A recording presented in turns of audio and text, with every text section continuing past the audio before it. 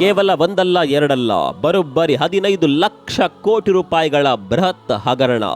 ಒಂದ್ಸಲ ಯೋಚನೆ ಮಾಡಿ, 15 ಲಕ್ಷ ಕೋಟಿ ರೂಪಾಯಿ ಅಂದರೆ ಎಷ್ಟಿರಬಹುದು?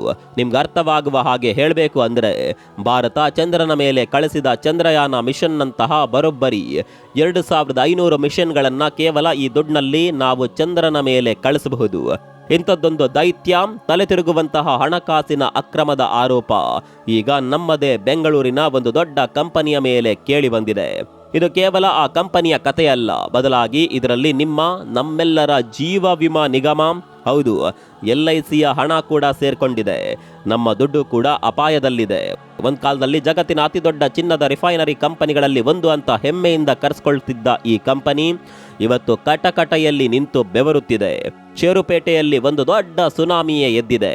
ಹಾಗಾದರೆ ಏನಿದು 15 ಲಕ್ಷ ಕೋಟಿಯ ಹಗರಣ? ಈ ಕಂಪನಿ ಯಾವುದು? ಯಾಕೆ ಈ ರೀತಿ ಆಯಿತು? ಮತ್ತು ನಮ್ಮ LICಯ ದುಡ್ಡು ಈ ಜಾಲದಲ್ಲಿ ಹೇಗೆ ಸಿಕ್ಕಾಕೊಂಡಿದೆ? ಎಲ್ಲವನ್ನ ಇವತ್ತಿನ ವಿಡಿಯೋದಲ್ಲಿ ಎಳೆಯಾಗಿ ಸಂಪೂರ್ಣವಾಗಿ ಬಿಚ್ಚಿಡ್ತೀವಿ. ವಿಡಿಯೋವನ್ನ ಕೊನೆವರೆಗೂ ಮಿಸ್ ಮಾಡದೆ ನೋಡಿ. ಸ್ನೇಹಿತರೆ ನಮಸ್ಕಾರ, ಚರಿತ್ರೆಯ ಮತ್ತೊಂದು ವಿಡಿಯೋಗೆ ನಿಮಗೆಲ್ಲ ಪ್ರೀತಿಯ ಸ್ವಾಗತ.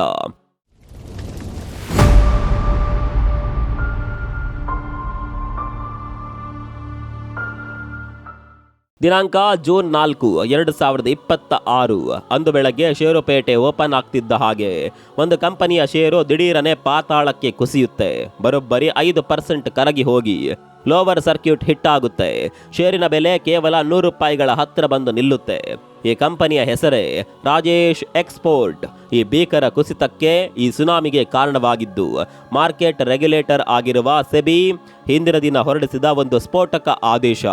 ಸೆಬಿ ತನ್ನ ಆದೇಶದಲ್ಲಿ ಈ ಕಂಪನಿ ಹಾಗೂ ಇದರ ಪ್ರಮೋಟರ್ ಮತ್ತು ಚೇರ್ಮನ್ ಆಗಿರುವ ರಾಜೇಶ್ ಮೆಹ್ತಾ ಅವರ ಮೇಲೆ ಹಣಕಾಸು ಲೆಕ್ಕಪತ್ರದಲ್ಲಿ ಬೃಹತ್ ಪ್ರಮಾಣದ ಅಕ್ರಮ ಮತ್ತು ಹಣದ ದುರ್ಬಳಕೆಯ ಗಂಭೀರ ಆರೋಪ ಮಾಡಿದೆ.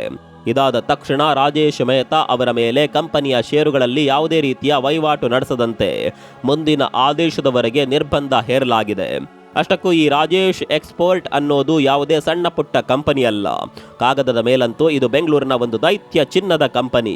ಚಿನ್ನವನ್ನ ರಿಫೈನ್ ಮಾಡೋದು, ಆಭರಣಗಳನ್ನ ತಯಾರಿಸೋದು ಮತ್ತು ಅದನ್ನ ಮಾರಾಟ ಮಾಡೋದು ಇವರ ಪ್ರಮುಖ ಬಿಸ್ನೆಸ್. ಆದರೆ ಸೆಬಿ ಬಿಚ್ಚಿಟ್ಟಿರುವ ಆ ರಹಸ್ಯ ಇದೆಯಲ್ಲ, ಅದು ನಿಮ್ಮನ್ನ ನಿಜಕ್ಕೂ ಶಾಕ್ ಮಾಡುತ್ತೆ.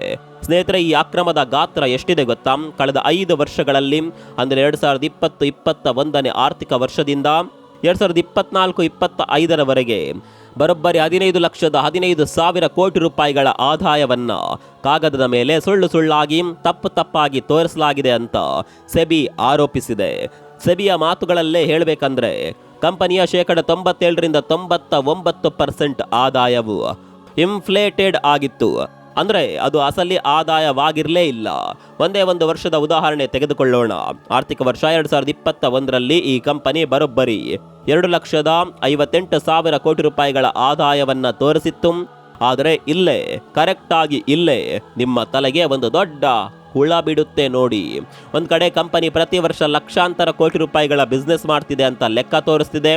ಆದರೆ ಇವತ್ತು ಷೇರುಪೇಟೆಯಲ್ಲಿ ಆ ಇಡೀ ಕಂಪನಿಯ ಒಟ್ಟು ಮೌಲ್ಯ ಎಷ್ಟಿದೆ ಗೊತ್ತಾ? ಕೇವಲ 3,000 ಕೋಟಿ ರೂಪಾಯಿಗಳು ಮಾತ್ರ. ಎಲ್ಲಿಯ ಲಕ್ಷಾಂತರ ಕೋಟಿ ಆದಾಯ ಮತ್ತು ಎಲ್ಲಿಯ ಕೇವಲ 3,000 ಕೋಟಿ ಮೌಲ್ಯ? ಈ ಅಂಕಿಅಂಶಗಳು ಎಲ್ಲೋ ಮ್ಯಾಚ್ ಆಗ್ತಿಲ್ಲ ಅಲ್ವಾ? ಹೌದು, ಈ ಮ್ಯಾಚ್ ಆಗದಿರುವುದೇ ಈ ಇಡೀ ಕಥೆಯ ಅತಿ ದೊಡ್ಡ ಗುಟ್ಟು. ಈ ಗುಟ್ಟನ್ನ ಭೇದಿಸಬೇಕಾದ್ರೆ ನಾವು ಒಂದು ಫ್ಲಾಶ್ ಬ್ಯಾಕ್ಗೆ ಹೋಗಬೇಕು. 2015ನೇ ಇಸವಿಗೆ. ಆ ವರ್ಷ ರಾಜೇಶ್ ಎಕ್ಸ್ಪೋರ್ಟ್ ಒಂದು ದೊಡ್ಡ ಹೆಜ್ಜೆ ಇಡುತ್ತೆ. ಸ್ವಿಟ್ಜರ್ಲ್ಯಾಂಡ್ ದೇಶದ ವಲ್ಕಾಂಬಿ ಅನ್ನುವ ಒಂದು ಬೃಹತ್ ಕಂಪನಿಯನ್ನ ಇದು ಖರೀದಿಸುತ್ತೆ. ಈ ವಲ್ಕಾಂಬಿ ಅನ್ನೋದು ಜಗತ್ತಿನ ಅತಿ ದೊಡ್ಡ ಚಿನ್ನದ ರಿಫೈನರಿಗಳಲ್ಲಿ ಒಂದು. ಈ ಡೀಲ್ ಆದ್ಮೇಲೆ ರಾಜೇಶ್ ಎಕ್ಸ್ಪೋರ್ಟ್ ತನ್ನನ್ನು ತಾನು ಜಗತ್ತಿನ ಅತಿ ದೊಡ್ಡ ಚಿನ್ನದ ಕಂಪನಿ ಅಂತ ಕರೆಸ್ಕೊಳ್ಳೋದಕ್ಕೆ ಶುರು ಮಾಡುತ್ತೆ. ಆದರೆ ಅಸಲಿ ಟ್ವಿಸ್ಟ್ ಶುರುವಾಗೋದೇ ಇಲ್ಲಿಂದ.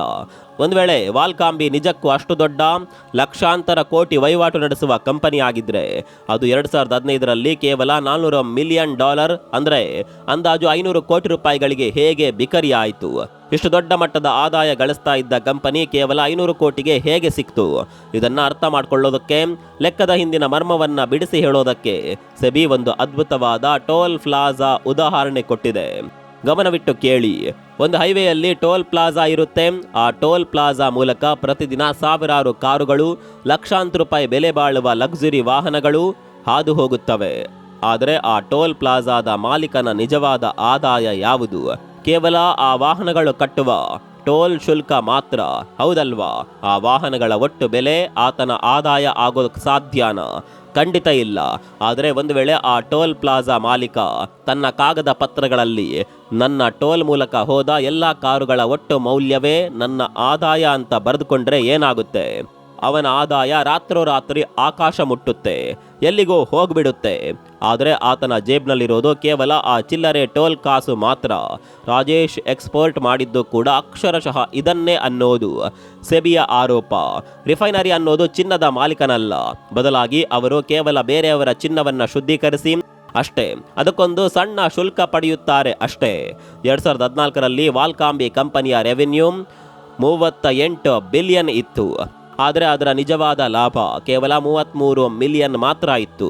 ರಾಜೇಶ್ ಎಕ್ಸ್ಪೋರ್ಟ್ ತಮ್ಮ ಸಿಸ್ಟಮ್ ಮೂಲಕ ಹಾದು ಹೋದ ಇಡೀ ಚಿನ್ನದ ಮೌಲ್ಯವನ್ನೇ ತಮ್ಮ ಆದಾಯ ಅಂತ ಕಾಗದದ ಮೇಲೆ ದೊಡ್ಡದಾಗಿ ತೋರಿಸಿದ್ದಾರೆ. ಆದರೆ ವಾಸ್ತವದಲ್ಲಿ ಅವರು ಕೇವಲ ಆ ಸಣ್ಣ ರಿಫೈನರಿ ಮಾರ್ಜಿನ್ ಅನ್ನು ಮಾತ್ರ ದುಡಿಯುತ್ತಿದ್ರು ಅಂತ ಸೆಬಿ ಹೇಳಿದೆ. 2020-21ರ ಲೆಕ್ಕ ನೋಡಿ, ಇವರ 2,58,000 ಕೋಟಿ ಬೃಹತ್ ವಹಿವಾಟಿನಲ್ಲಿ ಬಂದ ಲಾಭ ಕೇವಲ 845 ಕೋಟಿ. ಅಂದರೆ 100 ಕೋಟಿ ರೂಪಾಯಿಯ ವಹಿವಾಟಿಗೆ ಇವರ ಲಾಭ ಕೇವಲ 30ರಿಂದ 40 ಪೈಸೆ. ಇದೇ ಕೂಗಿ ಕೂಗಿ ಹೇಳ್ತಿದೆ. ಇವರ ಆದಾಯವನ್ನ ಕೇವಲ ತೋರಿಸಿಕೊಳ್ಳೋದಕ್ಕಾಗಿ ಎಷ್ಟು ಉಬ್ಬಿಸಿ ಎಷ್ಟೊಂದು ದೊಡ್ಡದಾಗಿ ತೋರಿಸಲಾಗಿದೆ ಅಂತ. ಅಸಲಿ ಆಟ ಶುರುವಾಗೋದು ಈಗ. ಸೆಬಿಯ ತನಿಖೆಯಲ್ಲಿ ಕಂಪನಿಯ 97ರಿಂದ 99% ಆದಾಯವು ವಿದೇಶದಲ್ಲಿರುವ ಇವರದ್ದೇ ಒಡೆತನದ ಕಂಪನಿಗಳಿಂದ ಬರುತ್ತಿದೆ ಎಂದು ಕಾಗದದಲ್ಲಿ ತೋರಿಸಲಾಗಿತ್ತು. ಇದರಲ್ಲಿ ವಾಲ್ಕಾಂಬಿ ಕೂಡ ಒಂದು. ಆದರೆ ವಾಲ್ಕಾಂಬಿಯ ಸ್ವಂತ ಆಡಿಟ್ ರಿಪೋರ್ಟ್ನಲ್ಲಿ ತೋರಿಸಿರುವ ಆದಾಯ ಈ ಕಂಪನಿ ತೋರಿಸಿರುವ ಆದಾಯದ ಅರ್ಧಕ್ಕಿಂತಲೂ ಕಡಿಮೆ ಇದೆ. ಅಂದರೆ ಕಾಗದದಲ್ಲಿರುವ ನಂಬರ್ಗಳು ಅಸಲಿಯಲ್ಲಿ ಇರಲೇ ಇಲ್ಲ. ತನಿಖೆ ಶುರುವಾದಾಗ ಕಂಪನಿಯು ಸೆಬಿಗೆ ಸ್ವಲ್ಪವೂ ಸಹಕಾರ ನೀಡಲಿಲ್ಲ. ನಿಜವಾದ ವಹಿವಾಟುಗಳು ದಾಖಲಾಗುವ ತಮ್ಮ ERP ಸಾಫ್ಟ್ವೇರ್ ಅನ್ನು ಪರಿಶೀಲಿಸಲು ಸೆಬಿಗೆ ಅವಕಾಶ ಕೊಟ್ಟಿಲ್ಲ. ವಿದೇಶಿ ಕಂಪನಿಗಳ ಮಾಹಿತಿ ಕೇಳಿದಾಗ ಸ್ವಿಟ್ಜರ್ಲ್ಯಾಂಡ್ನ ಡೇಟಾ ಪ್ರೊಟೆಕ್ಷನ್ ಕಾಯ್ದೆಯ ನೆಪವೊಡ್ಡಿ ಮಾಹಿತಿ ನೀಡಲು ನಿರಾಕರಿಸಿದ್ದಾರೆ. ಇಷ್ಟೇ ಅಲ್ಲ, ಇನ್ನೊಂದು ಅತಿ ದೊಡ್ಡ ಅತಿ ಗಂಭೀರ ಆರೋಪ ಏನಂದ್ರೆ, ಕೆಲವೊಮ್ಮೆ ಕಂಪನಿಯ ಹಣವು ಕಂಪನಿಯ ಅಕೌಂಟ್ನಿಂದ ಹೋಗುವ ಬದಲು ನೇರವಾಗಿ ಪ್ರಮೋಟರ್ ರಾಜೇಶ್ ಮೆಹ್ತಾ ಅವರ ವೈಯಕ್ತಿಕ ಬ್ಯಾಂಕ್ ಖಾತೆಯ ಮೂಲಕ ಹಾದು ಹೋಗಿದೆ ಎನ್ನುವ ಆಘಾತಕಾರಿ ವಿಚಾರವನ್ನ ಸೆಬಿ ಬಿಚ್ಚಿಟ್ಟಿದೆ. ಇದಕ್ಕೆ ಬೋರ್ಡ್ ಅಪ್ರೂವಲ್ ಆದ ಯಾವುದೇ ದಾಖಲೆಗಳು ಇಲ್ಲ. ಹಾಗಾದರೆ ಇಷ್ಟೆಲ್ಲ ವರ್ಷಗಳಿಂದ ಸದ್ದಿಲ್ಲದೆ ನಡೀತಾ ಇದ್ದ ಈ ಆಟ ಬಯಲಾಗಿದ್ದು ಹೇಗೆ? ಮಾರ್ಚ್ 2024ರಲ್ಲಿ ಒಬ್ಬ ಷೇರುದಾರ ಸೆಬಿಗೆ ಒಂದು ದೂರು ನೀಡ್ತಾನೆ. ಆತನ ದೂರು ಏನಪ್ಪಾ ಅಂದ್ರೆ, ಕಂಪನಿಯು ಕಾಗದದ ಮೇಲೆ ಕೋಟ್ಯಾಂತರ ರೂಪಾಯಿಗಳ ಮಾರಾಟ ಮಾಡಿದ್ದೇವೆ, ಅದರಿಂದ ಹಣ ಬರಬೇಕಿದೆ ಅಂತ ತೋರಿಸ್ತಿದೆ. ಆದರೆ 2 ವರ್ಷ ಕಳೆದರೂ ಆ ದುಡ್ಡು ವಾಪಸ್ ಬಂದೇ ಇಲ್ಲ. ಬಿಸ್ನೆಸ್ನಲ್ಲಿ ಉದ್ರಿ ಕಾಮನ್. ಆದರೆ 2 ವರ್ಷ ಆದರೂ ಕೋಟ್ಯಾಂತರ ರೂಪಾಯಿ ದುಡ್ಡು ವಾಪಸ್ ಬರದೇ ಇದ್ರು ಕಂಪನಿ ಸುಮ್ಮನೆ ಕೂತಿದೆ, ಯಾವ ಕೇಸ್ ಕೂಡ ಹಾಕಿಲ್ಲ ಅಂದ್ರೆ ಇದರ ಅರ್ಥ ಏನು? ಆ ಮಾರಾಟ ನಿಜಕ್ಕೂ ಆಗಿತ್ತಾ, ಅಥವಾ ಆದಾಯವನ್ನ ಉಬ್ಬಿಸಿ ತೋರಿಸಲು ಕೇವಲ ಕಾಗದದ ಮೇಲೆ ಮಾತ್ರ ಮಾಡಲಾದ ನಕಲಿ ಮಾರಾಟವ? ಇದೇ ಆ ರೆಡ್ ಫ್ಲಾಗ್ ಆಗಿತ್ತು.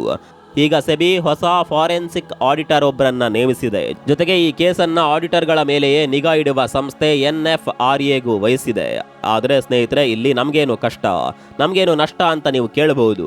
ಇದು ಕೇವಲ ಪ್ರೈವೇಟ್ ಪ್ರಮೋಟರ್ಗಳ ಕಂಪನಿ ಅಲ್ಲ, ಇದರಲ್ಲಿ ನಿಮ್ಮೆಲ್ಲರ ಹಣ ಕೂಡ ಇದೆ. ಮಾರ್ಚ್ 2026ರ ವರದಿಗಳ ಪ್ರಕಾರ ನಮ್ಮ ಭಾರತದ ಅತಿ ದೊಡ್ಡ ಜೀವ ವಿಮಾ ನಿಗಮ LICಯು ಈ ಕಂಪನಿಯಲ್ಲಿ ಬರೋಬ್ಬರಿ 10.8% ಷೇರುಗಳನ್ನು ಹೊಂದಿದೆ ಮತ್ತು ಸೆಪ್ಟೆಂಬರ್ 2023ರಿಂದ ಈ ಷೇರುಗಳನ್ನು ಮಾರಿಲ್ಲ, ಹಾಗೆ ಉಳಿಸಿಕೊಂಡಿದೆ. ಜೊತೆಗೆ ವಿದೇಶಿ ಹೂಡಿಕೆದಾರರು ಕೂಡ 13.5% ಷೇರು ಹೊಂದಿದ್ದಾರೆ. ಒಂದು ವೇಳೆ ಈ ಕಂಪನಿ ಈಗ ಮುಳುಗಿದ್ರೆ ಅದರ ಬಿಸಿ ಕೇವಲ ಪ್ರಮೋಟರ್ಸ್ಗೆ ಮಾತ್ರ ತಟ್ಟಲ್ಲ, ಬದಲಾಗಿ LICಯ ಮುಖಾಂತರ ಎಂದೂ ಕೂಡ ರಾಜೇಶ್ ಎಕ್ಸ್ಪೋರ್ಟ್ ಹೆಸರನ್ನೇ ಕೇಳದಿರುವ ಸಾಮಾನ್ಯ ಜನರ ಜೇಬಿಗೂ ಅವರ ಜೀವಮಾನದ ಉಳಿತಾಯಕ್ಕೂ ಈ ಬೆಂಕಿ ತಟ್ಟಲಿದೆ. ಕೊನೆಯದಾಗಿ ಒಂದು ಮುಖ್ಯವಾದ ಮಾತು, ಸೆಬಿಯ ಈ ಆದೇಶ ಕೇವಲ ಒಂದು ಮಧ್ಯಂತರ ಆದೇಶ ಮಾತ್ರ. ಕಂಪನಿಯು ಯಾವುದೇ ನಿಯಮ ಮುರಿದಿಲ್ಲ ಮತ್ತು ಈ ಆರೋಪಗಳೆಲ್ಲವೂ ಆಧಾರರಹಿತ ಎಂದು ಮಾಧ್ಯಮಗಳ ಮುಂದೆ ತನ್ನನ್ನು ತಾನು ಸಮರ್ಥಿಸಿಕೊಂಡಿದೆ. ಸೆಬಿಯ ವಿವರವಾದ ತನಿಖೆಯ ನಂತರವಷ್ಟೇ 100% ಸತ್ಯ ಹೊರಬರಬೇಕಾಗಿದೆ.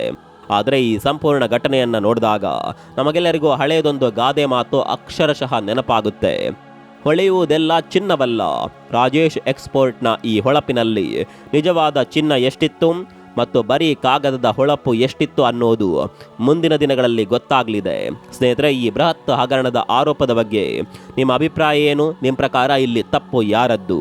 ದಯವಿಟ್ಟು ಕಾಮೆಂಟ್ ಮಾಡಿ ತಿಳಿಸಿ. ಈ ವಿಡಿಯೋ ನಿಮಗೆ ಇನ್ಫಾರ್ಮೇಟಿವ್ ಅಂತ ಅನಿಸಿದ್ರೆ ದಯವಿಟ್ಟು ಈ ವಿಡಿಯೋಗೆ ಒಂದು ಲೈಕ್ ಮಾಡಿ, ನಿಮ್ಮ ಸ್ನೇಹಿತರೊಂದಿಗೆ ಫ್ಯಾಮಿಲಿ ಗ್ರೂಪ್ಗಳಲ್ಲಿ ಶೇರ್ ಮಾಡಿ. ಹಾಗೆ ನಮ್ಮ ಚಾನಲ್ಗೆ ಸಬ್ಸ್ಕ್ರೈಬ್ ಆಗೋದನ್ನು ಮರಿಬೇಡಿ.